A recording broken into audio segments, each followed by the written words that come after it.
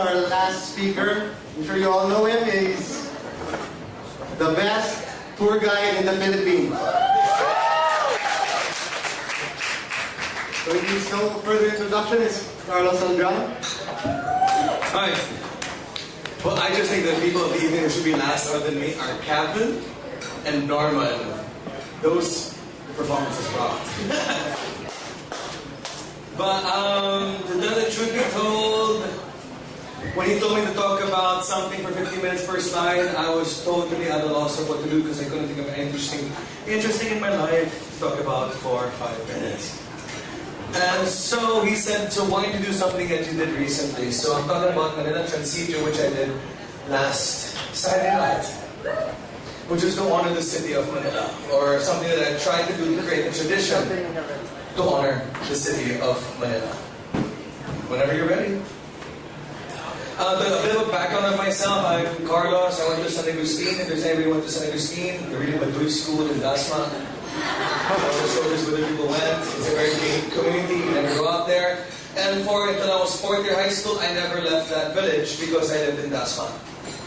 And my mom was like, there's no place better than there.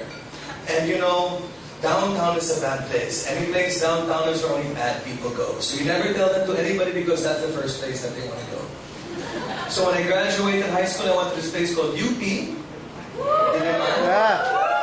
I left the walls and never came back again. And from that exploration, I started learning about another walled city called Intramuros. And Intramuros, I found a very interesting thing because it was this lost world. It was something that was beautiful that seemed to have been completely destroyed in 1945.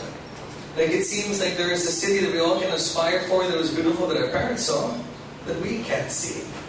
And so in a way to remember all of this, a year ago I came up with the idea of Manila Transitio, which is to honor that city, a city that we've lost. A city that exactly, as I said, in 1945, did a transition of being a place where dreams could happen into a place that you can only dream about.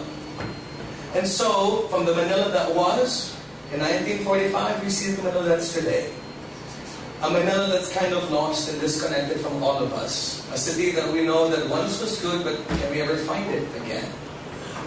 And so what I tried to do is try to come up with some sort of idea where we can come up with a place or an event where we can start thinking about that city. So around 8 years ago, I started doing a tour of Intramuros. I did a tour of Intramuros, started talking about the history of Intramuros and having a conversation with Intramuros. I started having a conversation with myself. And I realized that where that city went, where Manila went, I went as well. So my talking about my city became a conversation with myself. So on every third week of February, to honor the city, I now do a tour at night, which I never do at all. And that tour talks about the city of Manila, the city where we came from, a city that does not deny our past, a city that takes in all of our Chineseness, our Spanishness, our Muslimness, our Catholicness, our leftistness, and all of these things that we're all about, our Americanness. And I tried to milk it all into 1 2-hour story that people go through at night inside Intramuros. And the crux of it all, of that night of our transitions, where we go into the crypts of Intramuros, where we suddenly talk about when Manila died, which is exactly, I don't know if everybody knows this, tomorrow. March 3, 1945 is officially the end of World War II in the city of Manila. So we are on the eve of when Manila completely transitioned. And there I talk about what we've lost and what we've gained. Because also with cleaning out the slate, we're now given an opportunity to rebuild that slate. So I talk about like how we reconstructed, I talk about the humor, I talk about like what we built from the losses that we've had. I talk about the meltdown. And then after the tour, I take everybody to Fort Santiago at the end of the tour on the third week of February of every year. And it's a contemporary art show where people talk about the loss. And this is Dennis Lagdamea doing a room that was of a house that was destroyed in World War II. And then it's followed by readings of people who survived World War II.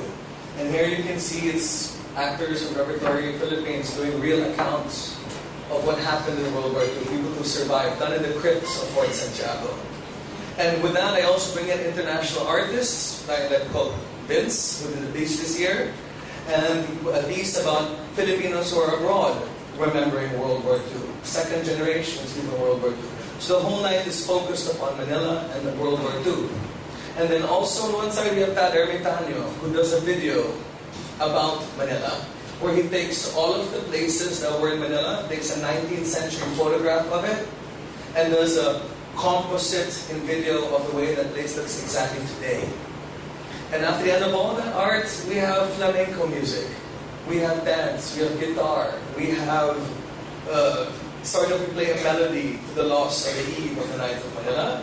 And after we do that, I get everybody and take them to the front of Fort Santiago, and we light spirit lanterns.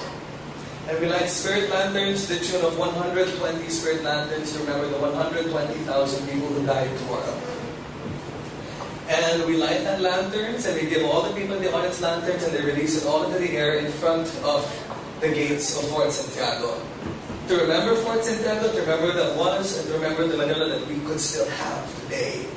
You just have to remember that there's beauty all around us. There's poetry and beauty in Manila, and if you can't see it, then there's something wrong with you. There's nothing wrong with Manila. And so next year, I'm going to be holding Transitio on February 26, 2011. And I hope I can get artists, I hope I can get writers, I hope I can get people to involve to honor the city of Manila next year.